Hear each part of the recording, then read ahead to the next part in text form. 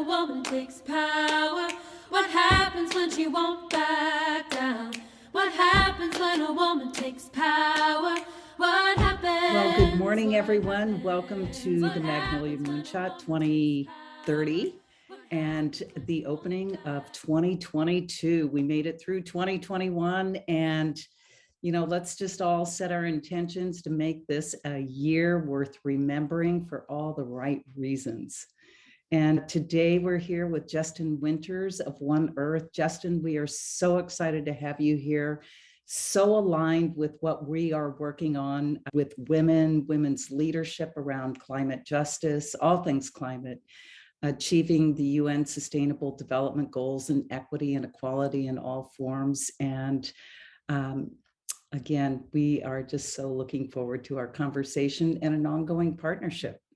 So Roberta, I will throw it over to you. Thank you, Darcy. And welcome, Justin. It's so great to have you with us. And briefly, I just want to say that Justin is committed to democratizing climate to address the climate crisis, not top down, but from the ground up. And her vision of the world, which Justin will say much more about, is one in which humanity and nature coexist and thrive together, based on 3 pillars of action that I'll let her talk about. And Justin led the Leonardo Di Caprio Foundation for 13 years, and she awarded over $100 million in grants across 60 countries. She has a passion for nature, and something is that she's an accomplished equestrian, and she's the mother of a 6.5-year-old boy, which is, I'm sure, very inspiring and motivating to come up with solutions to the climate crisis with urgency. So I guess I'd love to start with just the importance of what you call philanthroactivism and why it's so crucial in supporting climate solutions. Talk a little bit about what philanthroactivism means for the climate. Sure. Well, first off, I just want to thank everybody for having me here today. I'm honored to be speaking with such a big group of incredible women. So I feel honored to be part of this dialogue. And many of you have made a ton of important contributions to similar work. So it's an honor to be here. I guess to jump right in to the term philanthroactivism, having been in this very privileged position of being able to work from the perspective of philanthropy on climate and environment issues, and having this opportunity to be able to distribute resources to leaders, to organizations, and to communities that were doing incredible work around the world, you have this sense of how things could be different if all of these organizations and leaders and communities were resourced in the way that they should be.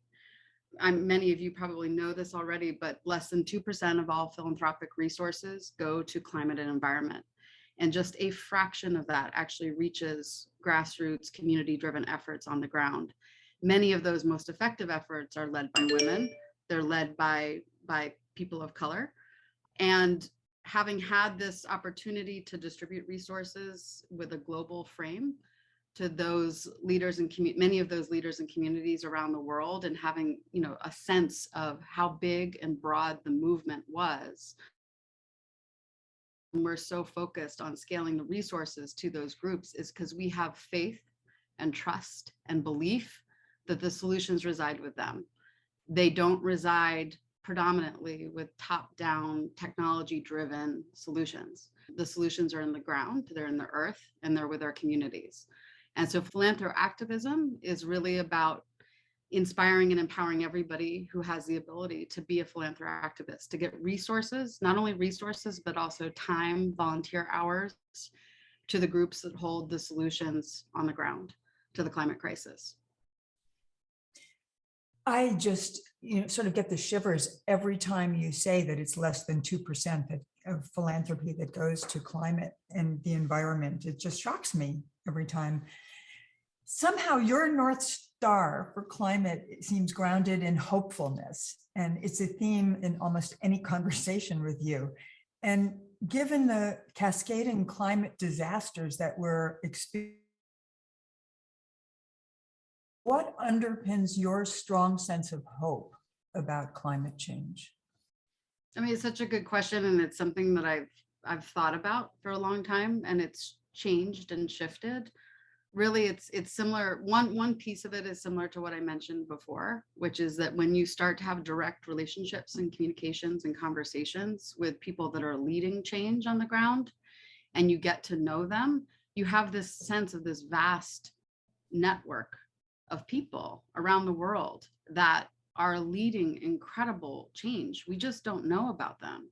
So much of our media, unfortunately, is just focused on both the problem and kind of climate chaos and the narrative of negativity, which it's not that it's not true. It is true. And there is motivation in facing one's fear and having an understanding of the science and the facts and what we're up against. And then also how screwed up our politics are. But what concerns me is that it's not a proper illumination of what actually exists in reality. And what exists in reality is billions of people around the world. Millions of them are actually implementing solutions and doing incredible work.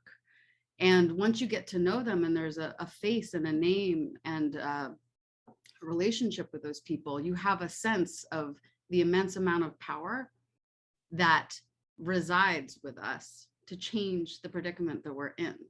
And so part of this is an intuitive sense, but it's also based very much on hundreds of projects that I got to work on and seeing the impact and having both a pragmatic and an intuitive sense of how this work could be scaled. And then another piece of it is, which is really funny to say because I grew up and I trusted people and being very connected to nature and feeling like I didn't have the same sense of trust in people.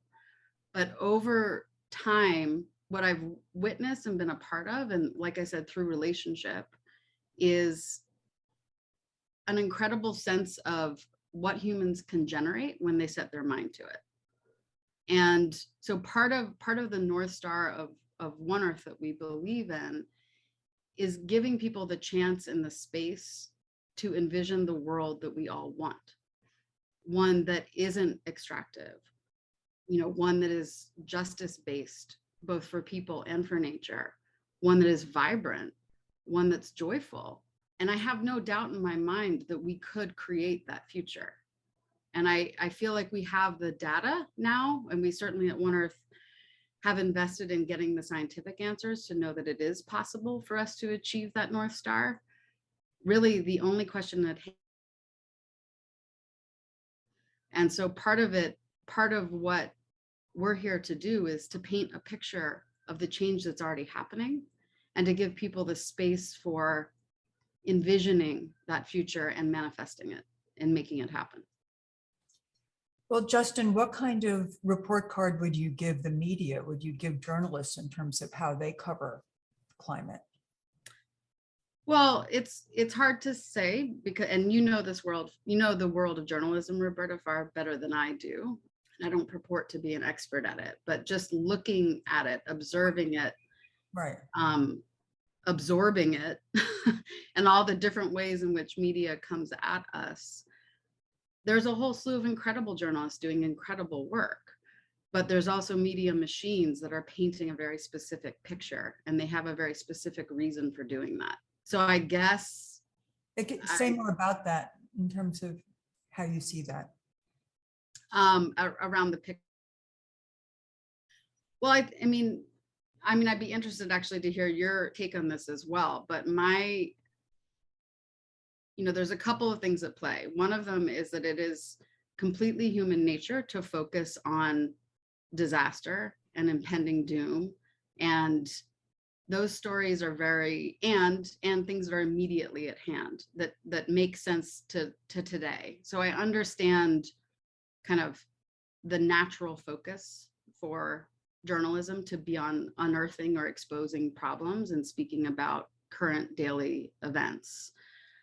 But there's a space for a different kind of story. And because media is so pervasive in our lives now, the danger is that if we don't have a media that also showcases and gives space to the diverse array of stories and voices and people, then that we our own disaster as the media paints it, just because it's so pervasive in our lives. It's no longer just television or just radio, it's social media, it's, you know, you have access to and are kind of inundated with media constantly. So I back to the scorecard, I guess I would give it a D, if I'm honest. That's not too hopeful. Actually, in the past, the media just didn't cover climate. I mean, it was this sort of existential, you couldn't show it, it just didn't make sense to journalists to cover it. It reminds me a little bit of a very dear friend of mine who's an expert on pandemics, who tried to get me to cover pandemics for years, that it's not a matter of if, it's a matter of when. And I was like, you can't, but it's not there. How do you cover it? Right. Well, now it's here. And what gives me hope, actually, is that there is this thing called Covering Climate Now, where are signing up to do a better job of covering climate. But you've created, your vision is really interesting in terms of a whole beat that you could do about who's doing it right in climate, where are the success stories. So I really love that. We have to get that idea out there. Can you tell us a bit about the creation of the One Earth Project Marketplace and how it works and what your hopes and expectations are in terms of these real world solutions?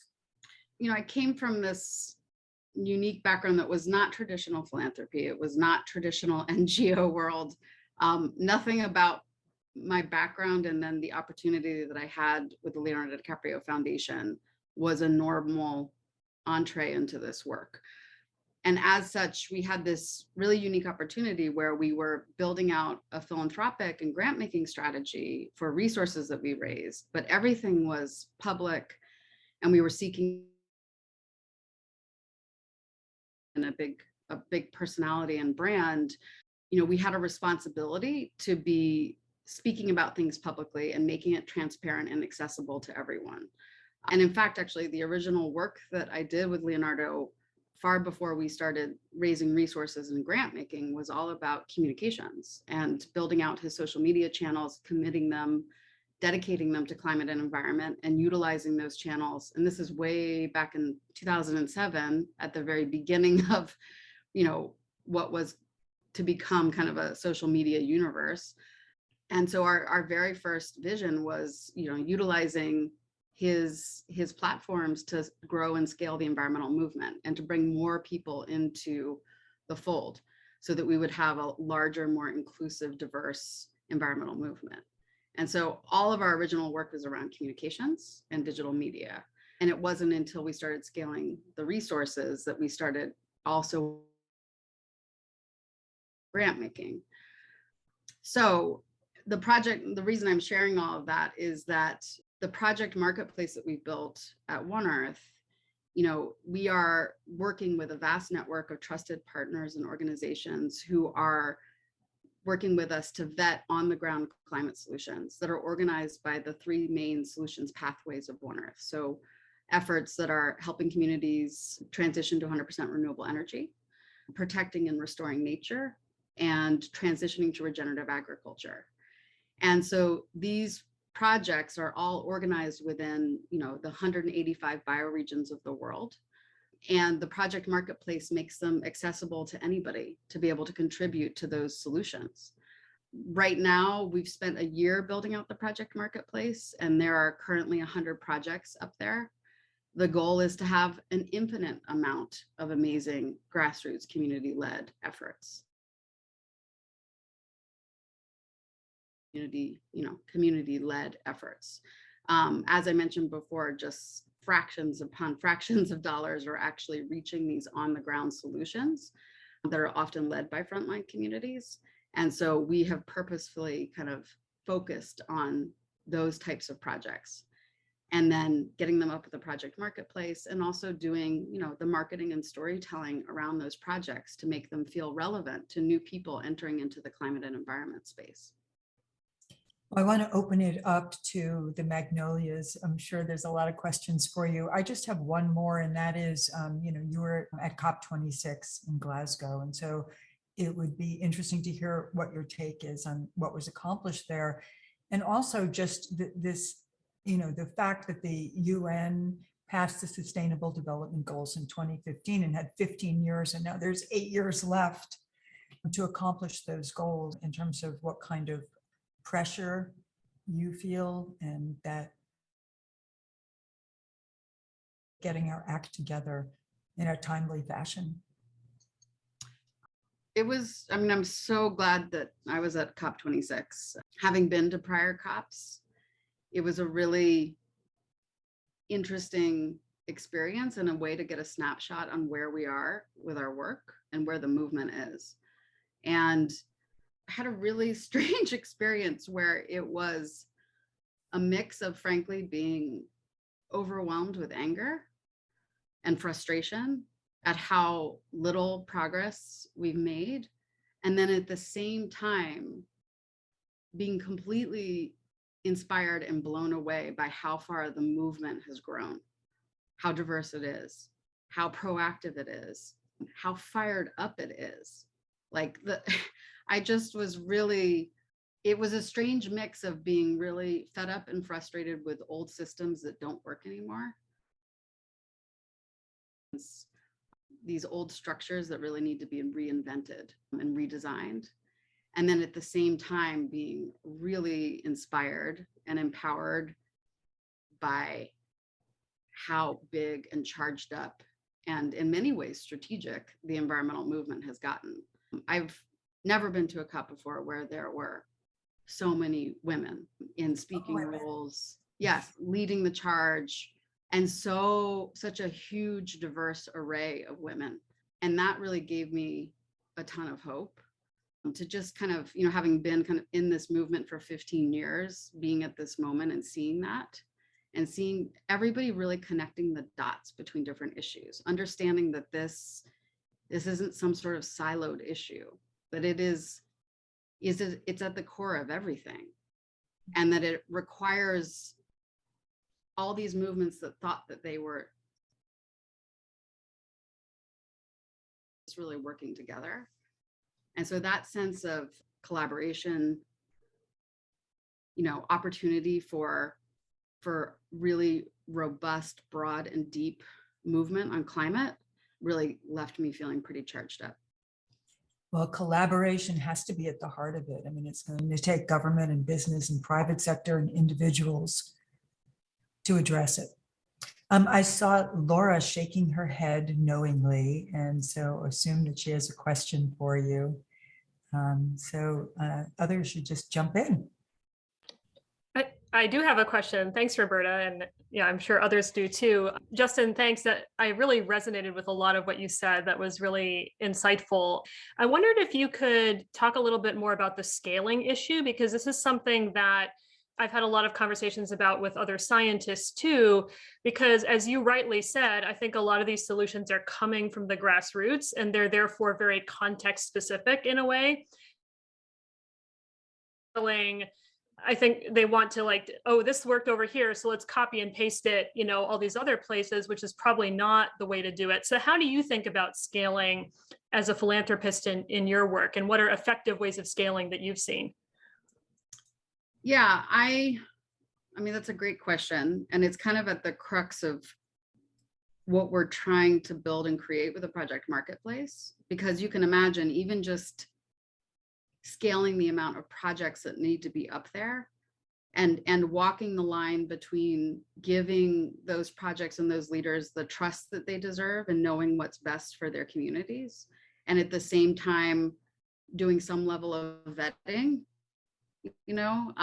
to assure that the new folks that are coming into the climate movement that want to provide resources and support, that they feel backed up, that this is a really great, opportunity to invest in, or not invest in, but to give charitable resources to. So I grapple with that scale question perspective, and part of the reason that we invested so heavily in building out a scientific framework for solving climate change and achieving the 1.5C goal was wanting to create a strategy that honored kind of what's necessary in every different region around the world.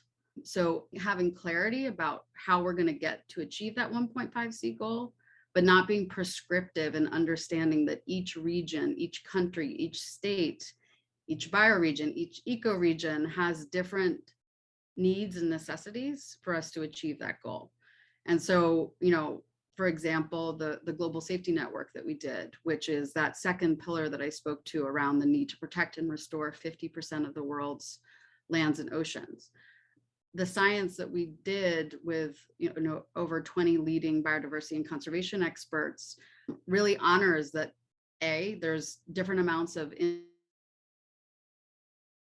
the world, and that there's a different roadmap of what nature needs to be protected and restored in each country and region. And so I'm just pointing this out because if you check out some of this science, the roadmap to achieving 100% renewable energy, the roadmap to achieving what nature needs in each region and country, and the roadmap of the amount of regenerative agriculture that can be implemented is completely different in every region around the world. And so part of the power, I think, of the science that we've built is that it is honoring each individual kind of, grouping or landscape, and then allowing for the diversity to actually occur across the myriad of different projects that are being led by communities. So it is, but to your point, it's, I think, also part of the reason that people like to pivot or go to, silver bullet solutions is because it feels so challenging to scale up around the world. And it feels almost comforting to think, oh, well, if we just deploy this one technology, all of our, we're going to solve the problem and it'll no longer be this epic crisis of our time. But really, the solution resides in ground up work that allows for a global goal and understanding the science that's necessary to get there, but allowing each of those communities, countries, regions, states to develop their plan in a way that works for both people and nature. Michelle. Thank you. Justin, could you give us some examples of on-the-ground projects so that you can bring it alive for us? Sure. In particularly women-led and diverse projects, because I think there's a misconception that people of color are not engaged, a huge misconception, are not as learned through our work with you, that's quite the contrary. So can you give us some examples to kind of illuminate? Sure. I mean, there's so many, and I would encourage anybody who's listening to both follow us on social media and go to the project marketplace, because you can explore a huge array of different projects that are led by women, led by people of color, that are implementing amazing solutions. And because there's so many to pick from, the one that I always pivot to that Michelle and that Roberta know probably too well is, and it's only because I was so involved in this project and I know them so personally that it's a great one to hold up. But I worked with this incredible organization called Amazon Frontlines in Ecuador, and then their sister organization called the Sabo Alliance. And so this is in the rainforest of Ecuador, in the headwaters of the Amazon. Where, indigenous groups have been fighting off and dealing with the incredibly rough implications of extraction of fossil fuels for a long time. So for example, Chevron, there are a myriad of oil spills across the Western Amazon, and in particular in Ecuador, that happened in these rainforests that are home to these communities. And many of them are facing, incredible skyrocketing rates of cancer. So many of these communities are it's basically a David and Goliath story where you have grassroots indigenous communities fighting to protect their rainforests, their lands, and their culture. And they're up against some of the, strongest, wealthiest fossil fuel companies in the world who are trying to extract oil from underneath their lands and doing it while they're. And so I started working with them and getting them initial resources and support for bringing them clean rainwater catchment systems that would all be, that were all implemented by the communities on the ground. So they were installing these rainwater catchment systems, and they were doing all this because they didn't have access to clean water because of the toxic oil spills. And it was the root cause of why they were facing increased cancer rates. And in my portfolio with Leonardo Di Caprio Foundation, to me, this was, our mandate was very focused on protecting biodiversity and addressing climate change. And so this initial project, which could have been seen as a development project and a human health project, fit into my strategy for protecting rainforests, because we knew and had seen evidence that Indigenous peoples are the best protectors of rainforests. And it was very obvious to me that how can folks fight to protect their lands and their culture if they're sick and dying from cancer? It's just very obvious. So we did a series of grants over about 5 years that were initial seed grants and then became larger scale grants. And these were essentially general support grants, to a community that presented a strategy for how they wanted to address the problem that they were facing.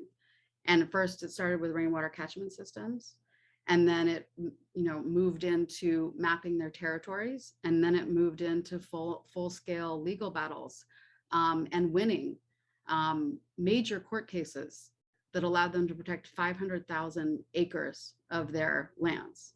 Sorry, 500,000 acres of their lands, and set a legal precedent for millions more. And right now they're on the cusp of some pretty incredible opportunities to protect their lands at scale. And so back to your question, women's leadership.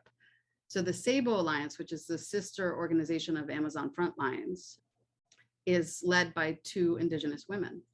And they were able, through on the ground community grassroots organizing, to bring together 4 tribes that historically had been warring against each other, and brought them together with a unified vision of protecting their rainforests, their lands, their waters, and their culture. And it really was women's leadership that did that. And it has also really kind of unearthed the long history in Indigenous communities in Ecuador. And this story is also a global story of, many Indigenous communities that originally were matriarchal. And as, colonization and Western influences, and in particular fossil fuel interests, started to erode their culture and erode the matriarchal. And so it was just interesting to me watching this story and understanding the history of what had happened in Ecuador, which is not a singular story. It's happened all over the world. And they are also making a transition back to really respecting and honoring women's leadership within those tribes and those communities. And that, that whole journey and story and partnership and having a chance to listen to them, learn from them, and understand that longer history really shaped a lot of my thinking of the type of change that we could help drive in the world. And it's not just their 500,000 acres, it's the Amazon are the lungs for the world. So we all get to breathe thanks to the women's leadership there. Well, and, just to point this out too,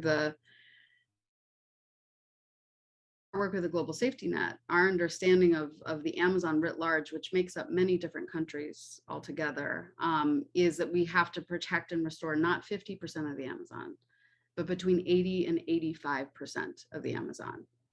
So the mandate in the global goal to achieve a 1.5C limit to global warming really highlights the role of protecting our rainforests and empowering Indigenous peoples to be in the leadership position to do that. And frankly, they can't do it without resources and support to scale their work. Anne, you have a question? Oh, sorry, Michelle. I just wanted to respond. What a beautiful story to Yeah. show us. If you start where you are, the impact you can have can be phenomenal. So thank you. Hey, women.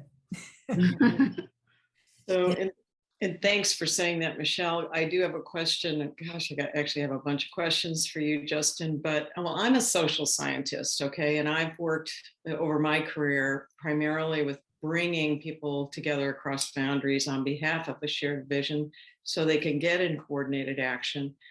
And it is certainly possible, but it does take focused work, has been my experience. It's never guaranteed. You have to really put some focus there. And I think based on what you're saying and what I've heard Michelle say before too, I think people get disheartened when they feel like, okay, I want to do something, but I want it to matter. I don't want to be, just doing something that doesn't go anywhere, and that's, and so what's the answer to that? Well, what I'm hearing you say and what I've heard others say is, well, turn to where you are and hook up with people. There's power in getting to a shared view that you can align around to make something happen and see what happens and to it and see what you learn and all of that. So I'm re-inspired by all of that. And that leads me to the early point you made about narratives. I'm a big narrative person, and the Magnolias are really focused on creating a new narrative. And why does that seem so hard?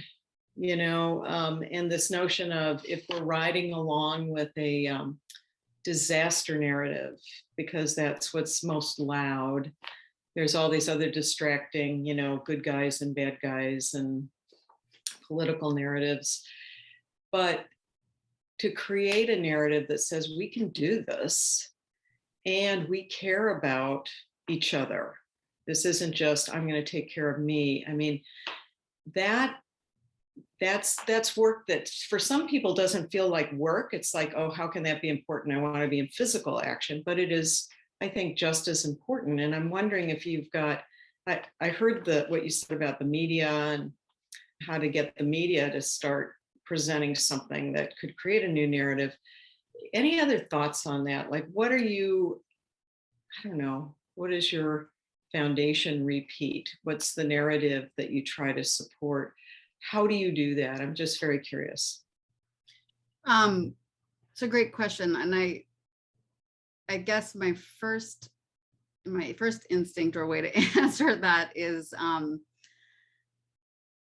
to take it back to the project marketplace. It's been really interesting because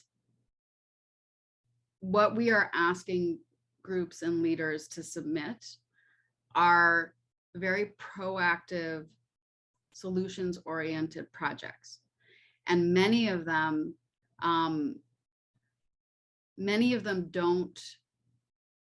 they have never even been given the chance to present that scope of work. They're so busy fighting off that they're not given the space to say, oh, if I could, if I had enough resources, I would be scaling up this incredible women's collective that is committed to regenerative agriculture across our community.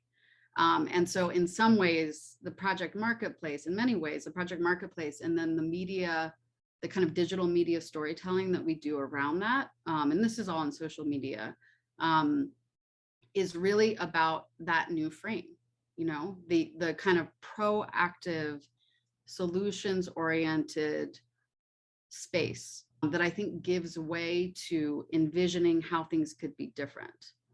So it's very interesting to me that we're seeing this kind of nexus of philanthropic strategy leading to also a new narrative. And I think that that's actually a really important piece of it, is giving people the space and the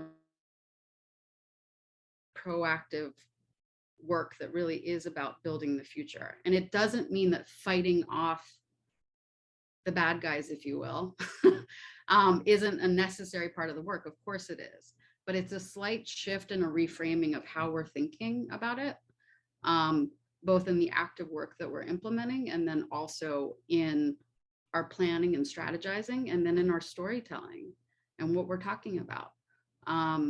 So to me, that's an interesting through line. Another piece to hold up is we have a new initiative that we'll be launching in the spring called Daughters for Earth, which is both a philanthropic effort to scale resources for women-led efforts to protect and restore the earth, but it will also incorporate a lot of storytelling and shining a light on female leaders, around the world who are doing this incredible work. And in particular, really focused on that protection and restoration of nature, and also,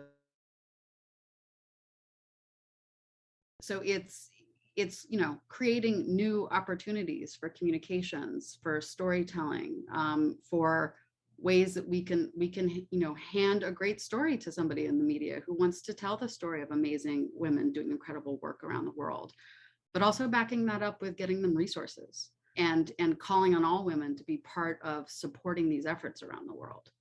So I don't know if that answers your question exactly, but just a couple of examples of ways in which we can start chipping away at this and shifting the narrative. And You said all that without saying activism. Oh yeah, that too. Yes. That's great. Thank you. So Darcy, I know you have a bazillion questions. Oh, I do. I'm trying to figure out which one to ask. Justin, you talked about your experience at COP26 and that, feeling of anger and frustration, but also inspiration. And I was actually going to ask you about the structures that hold us in a state of status quo. And, in systems thinking, systems change, we talk about the iceberg model and how the media is so focused on the part of the iceberg that's above the water. And I'm actually headed to the Antarctic for my 3rd climate expedition in March. So, they're so focused on that 6 o'clock news, but yet we know to really transform systems and patterns of behavior, we do have to address the structural issues that are structural systems that hold us in place.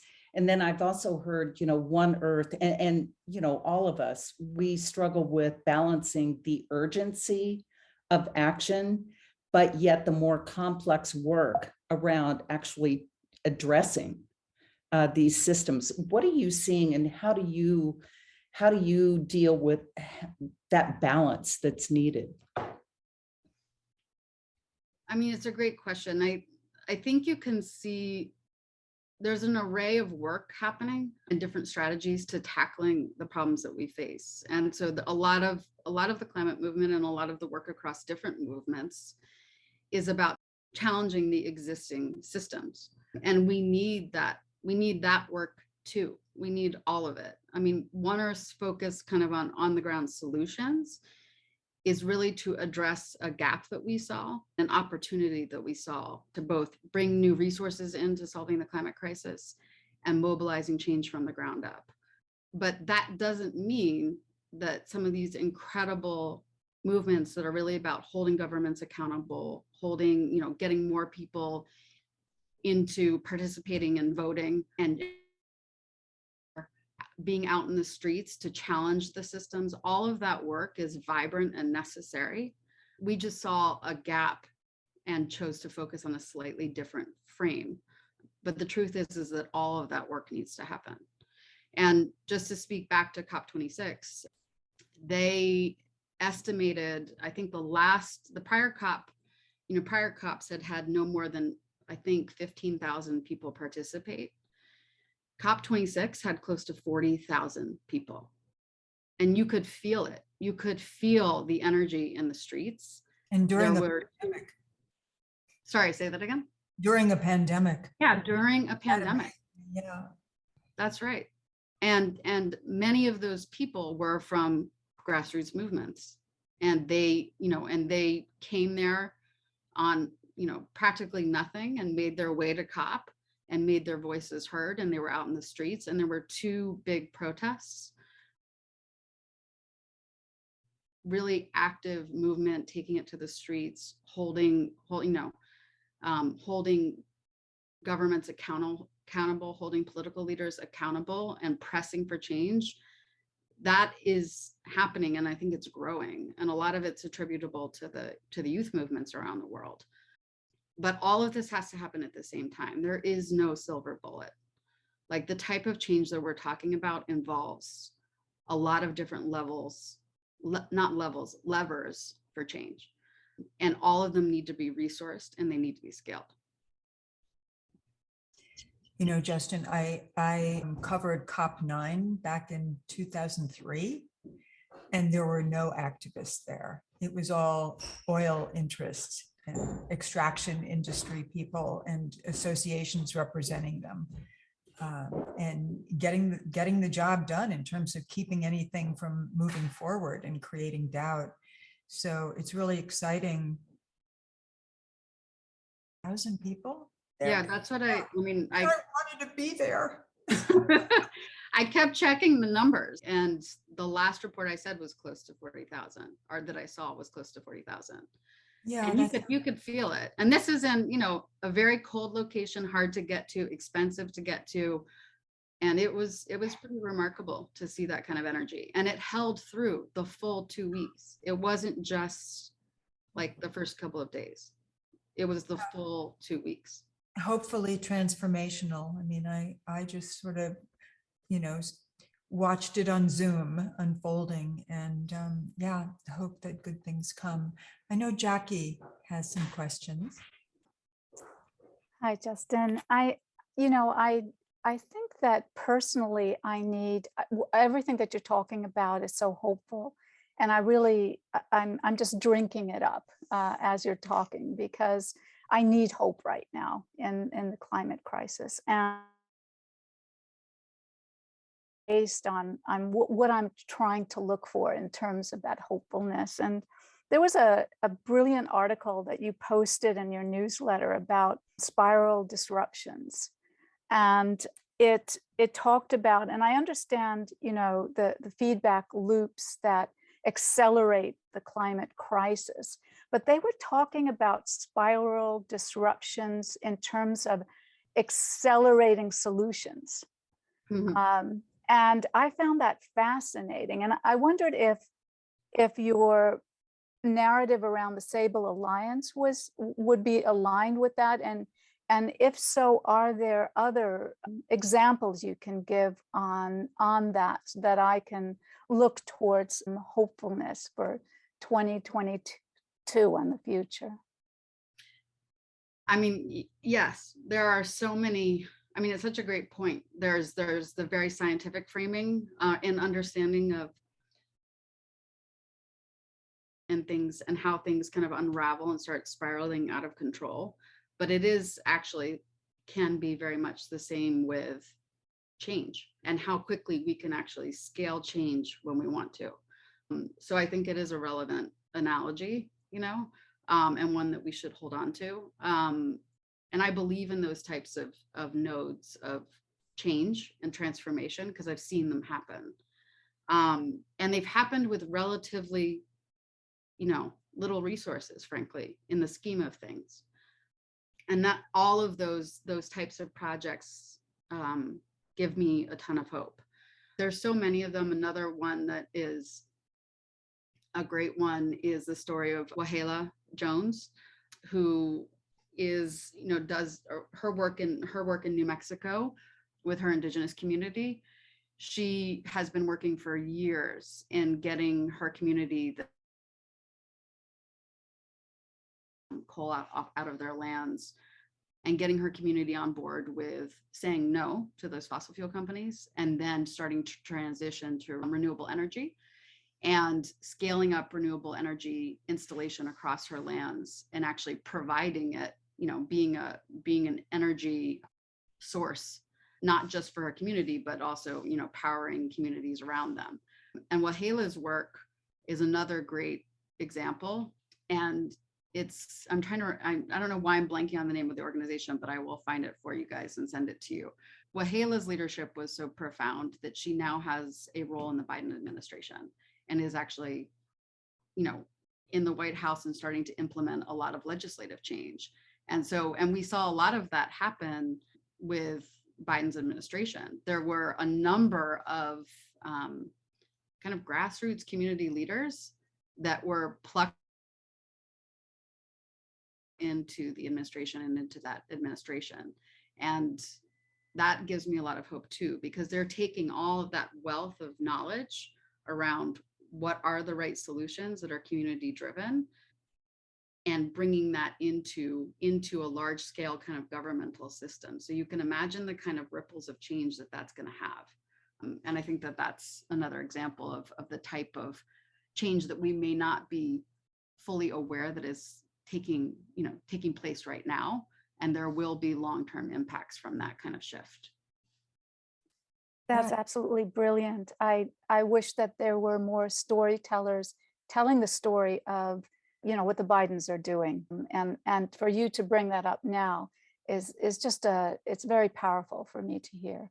And I know for all of us. Well, and I think it's a great example too of the interconnection between these different movements, because so much of Biden's mandate, to have a more diverse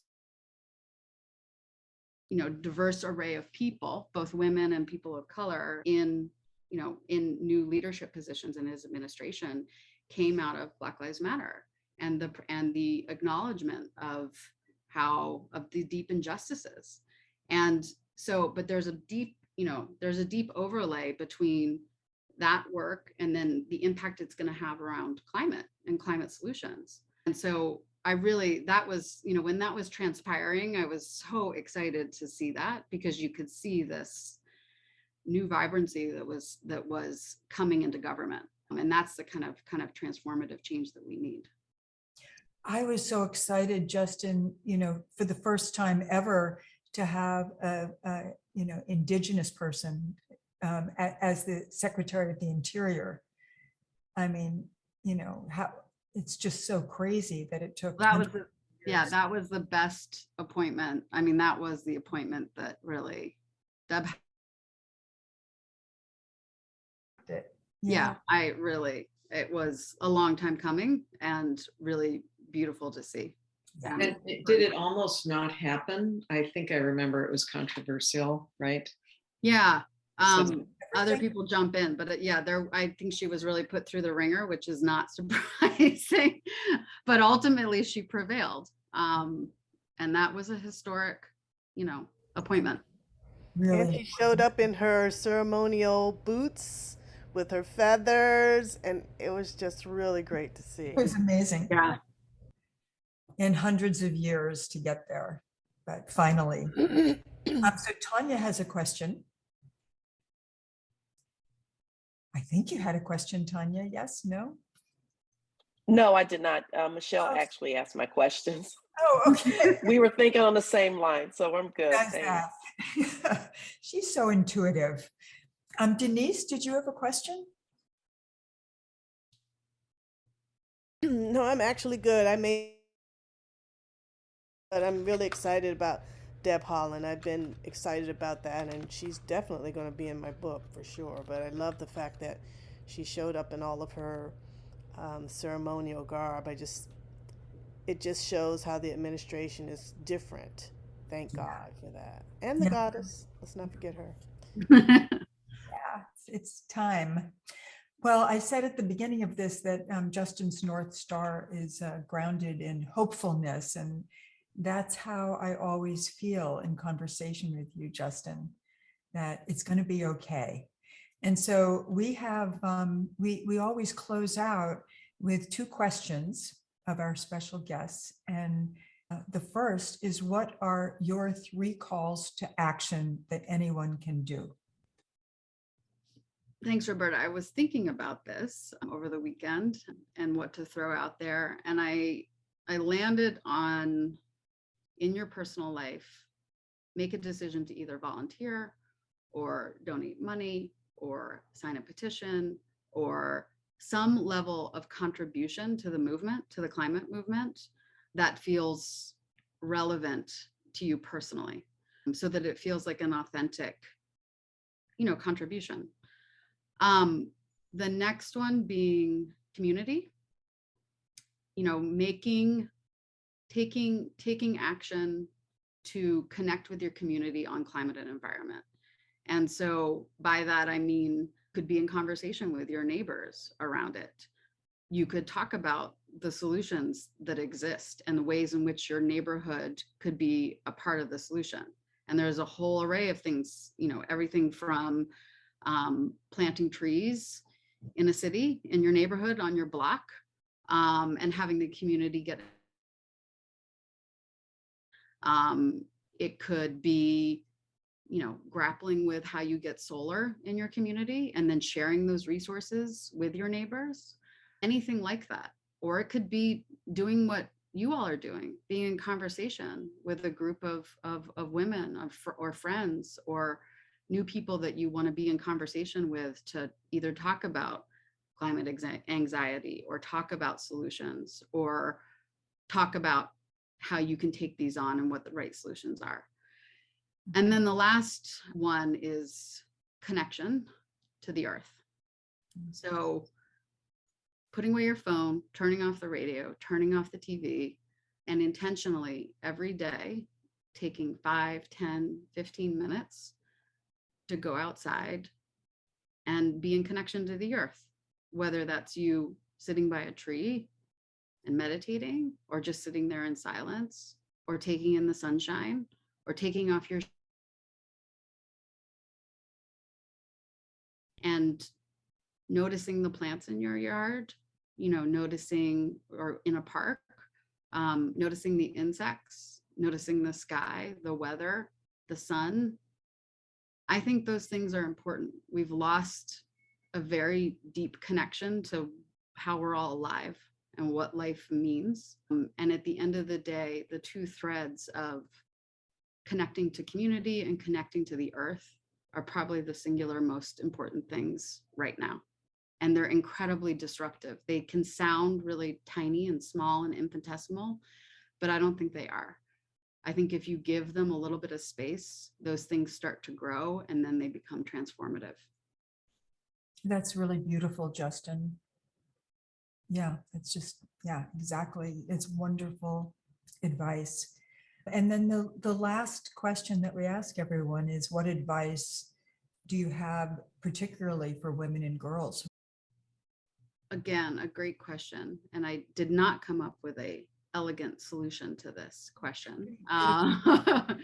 But I would say that, well, number one, you can join the Daughters for Earth movement, which will be growing over the course of the next year.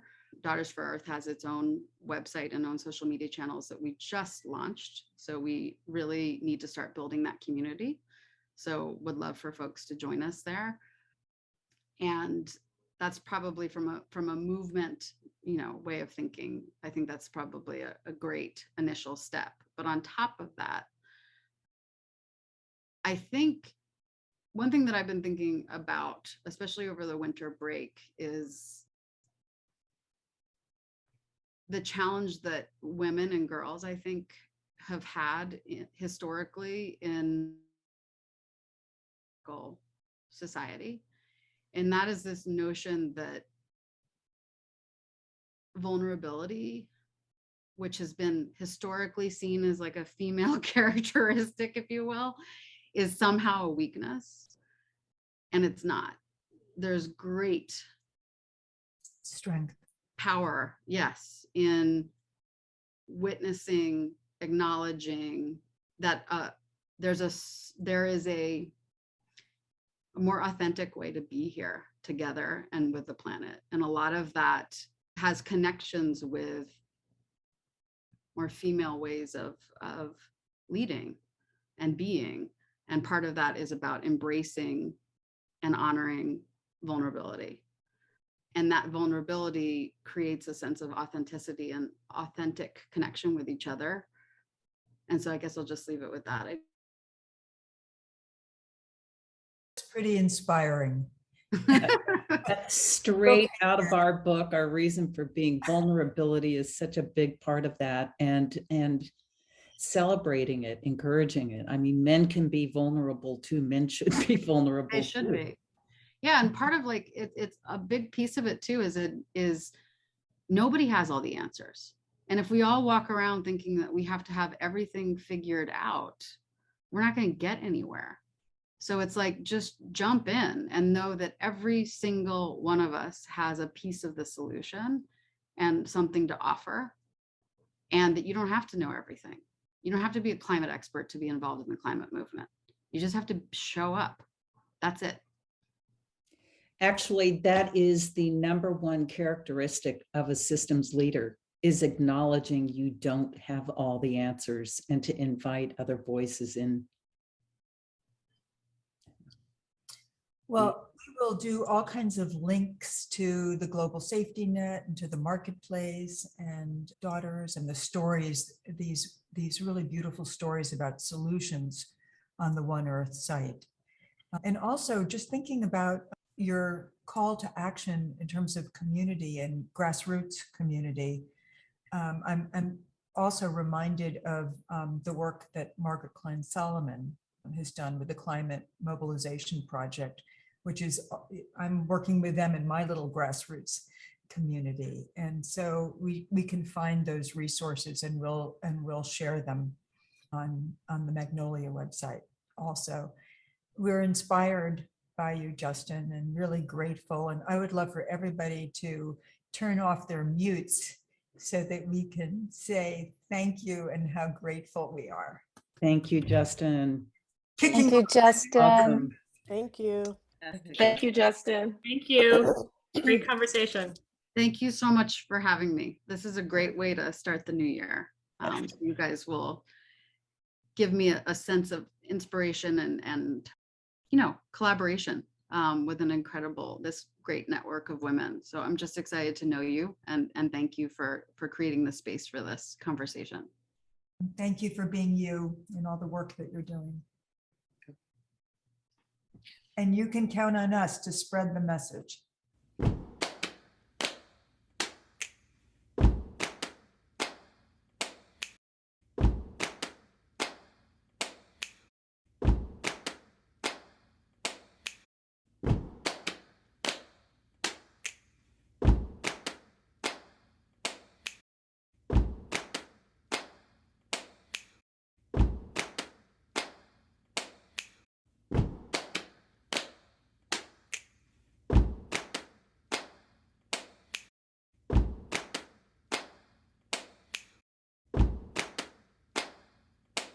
What happens when a woman takes power?